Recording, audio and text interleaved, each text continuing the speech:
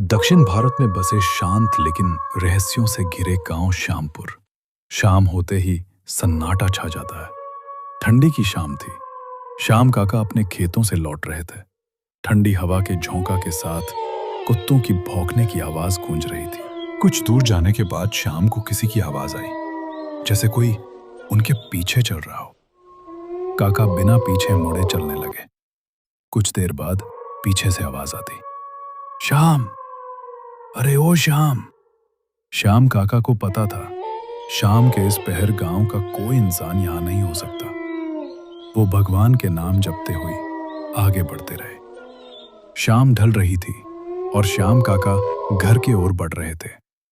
तभी आगे से उनकी पत्नी आते हुए दिखाई दी। अरे सीता, तुम इस वक्त कहाँ जा रही हो? आपको ही देखने आ रही थी। इतनी देर हो गई है। ठीक है, चलो घर चलते हैं। घर के पास पहुंचते ही श्याम काका ने जो देखा वो हैरान हो गए। सीता घर के आंगन में बैठी है। अगर सीता आंगन में बैठी है तो मेरे साथ जो थी वो कौन थी? श्याम काका पीछे मुड़ने से पहले ही एक अदृश्य शक्ति काका को खींच के खेत की ओर ले गई। काका चिल्लाने लगे। काका के चीख सुनते ही गांव वाले बाहर हो गए। सीता के साथ गांव वाले जब लालटीन लेके खेत की ओर गए तो देखे कि श्याम काका बेजान पड़े थे। उनके आंखें नहीं थी, पूरे शरीर से खून टपक रहा था। काका की हालत देखने गांव वाले हैरान थे। तभी गांव के एक बुजुर्ग ने डरते डरते बोले, वो लौट आई है, उसका श्राप लौट आया है, अब कोई नहीं बचेगा उसके कहर से। गांव के एक युवक पूछा, कौन काका, कौन लौट आया है? आप किसकी बात कर रहे हो? वो डायन लौट आई है। 20 साल पहले की बात है। एक रहस्यमयी औरत आकर रहने लगी थी, जिसका नाम था मोहिनी। उसकी खूबसूरती इतनी अलौकिक और सम्मोहित कर देने वाली थी, जहां समय हर इंसान के चेहरे पर अपनी छाप छोड़ता है, वहीं मोहिनी हर गुजरते दिन के साथ और भी जवान और भी निखरी हुई दिखाई देने लगी थी। धीरे धीरे पूरा गांव उसी की चर्चा में डूब गया, जैसे उसके आने से गांव की हवा में ही कोई अनजाना जादू और डर घुल गया हो। उसी समय एक और भयावह सिलसिला पूरे इलाके में शुरू हो गया था। श्यामपुर ही नहीं बल्कि आसपास के कई गांवों से लोग रहस्यमयी तरीके से गायब होने लगे।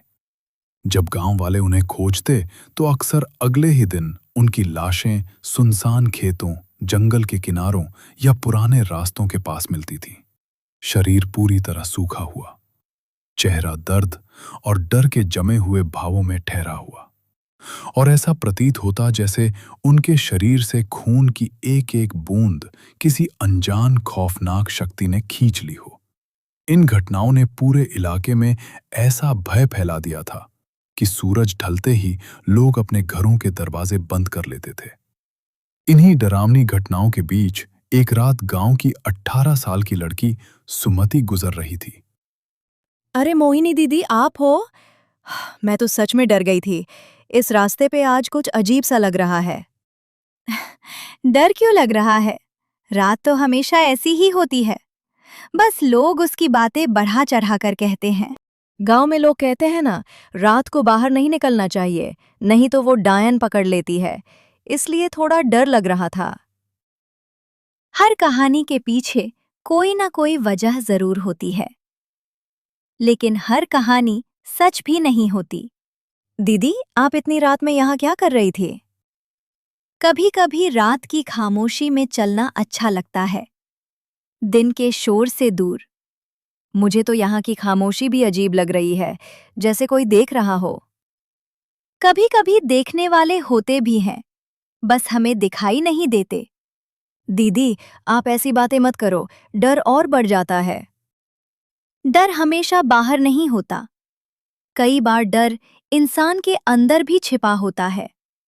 चलो दीदी, आप मिल गई हो तो अब थोड़ा अच्छा लग रहा है। साथ में चलते हैं? हाँ, चलो साथ चलते हैं। रात लगातार गहराती जा रही थी और उस सुनसान रास्ते पर अंधेरा पेड़ों और झाड़ियों के बीच ऐसे फैल चुका था जैसे किसी ने काली चादर बिछा दी हो।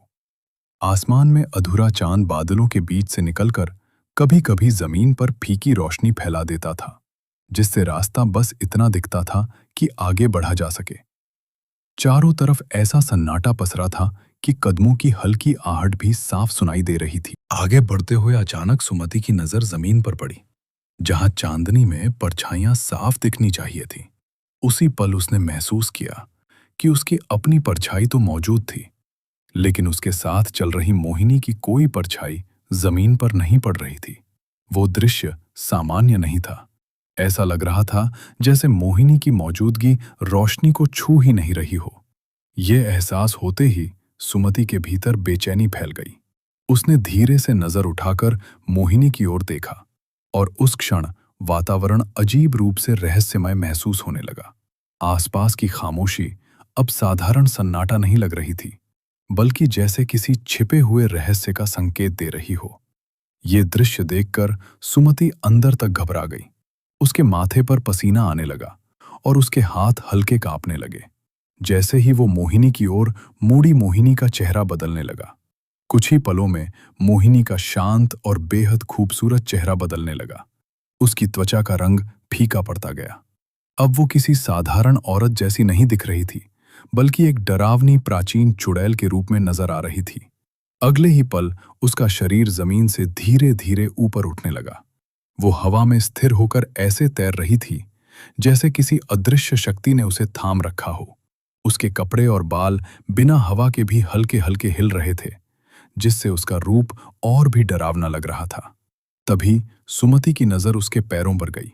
उसके दोनों पैर पूरी तरह उल्टे मुड़े हुए थे, जैसे किसी इंसान के नहीं, बल्कि किसी अशुभ शक्ति के हों। उस दृश्य ने सुमति के भीतर जमा साहस को पूरी तरह तोड़ दिया। वो कुछ समझ पाती उससे पहले ही मोहिनी ने एक झटके से उसकी ओर बढ़कर उस पर हमला कर दिया।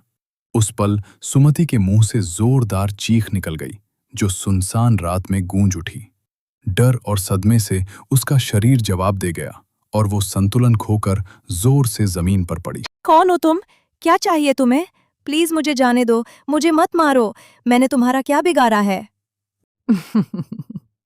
सुमति, मुझे कुछ खास नहीं चाहिए, सिर्फ तुम्हारा खून।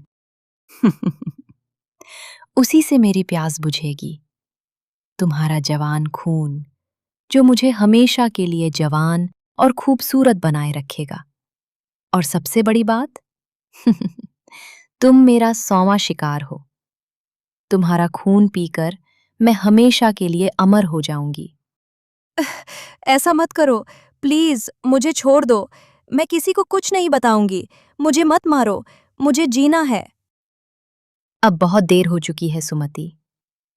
इस रात का इंतजार मैं बहुत समय से कर रही थी और आज मेरी तलाश पूरी होगी। सुमति ने मौका पाकर वहां से भागने लगी।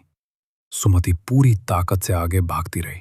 उसके कदम लड़खड़ा रहे थे, सांसें बेकाबू हो चुकी थी, लेकिन डर ने उसे रुकने नहीं दिया। कुछ दूरी तय करने के बाद रास्ता थोड़ा खुला दिखाई देने लगा। आगे उसे हल्की रोशनी नजर आई। पास पहुंचने पर उसने देखा कि कुछ गांव वाले वहां खड़े होकर आपस में बातें कर रहे थे, जबकि कुछ लोग पास ही जल रही आग के आसपास बैठकर हाथ सेक रहे थे। बचाओ, मुझे बचाओ, प्लीज मुझे बचा लो।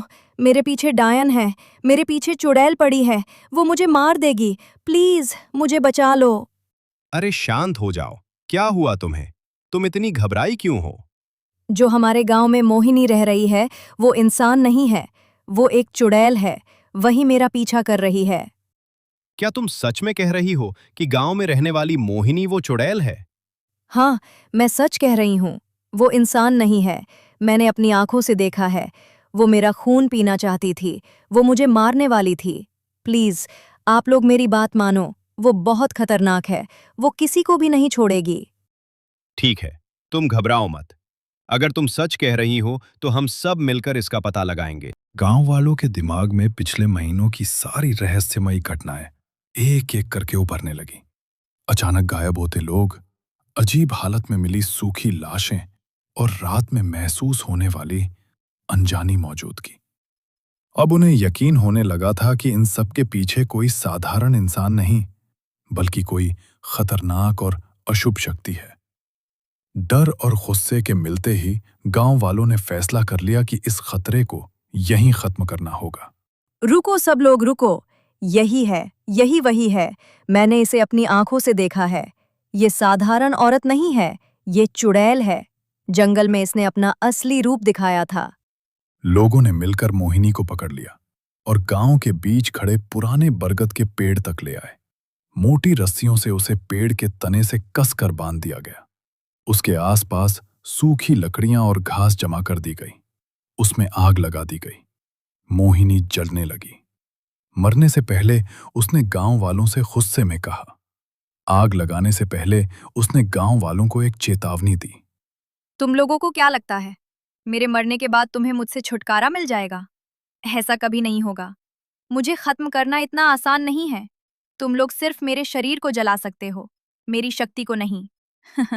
मेरे जल जाने के बाद भी मेरी आत्मा इसी जगह भटकती रहेगी। इस गांव की मिट्टी, ये जंगल, ये रास्ते, सब मेरी मौजूदगी को याद रखेंगे। मैं हर अमावस की रात वापस आऊंगी और अपना अधूरा 100वां शिकार पूरा करने के लिए लौटूंगी।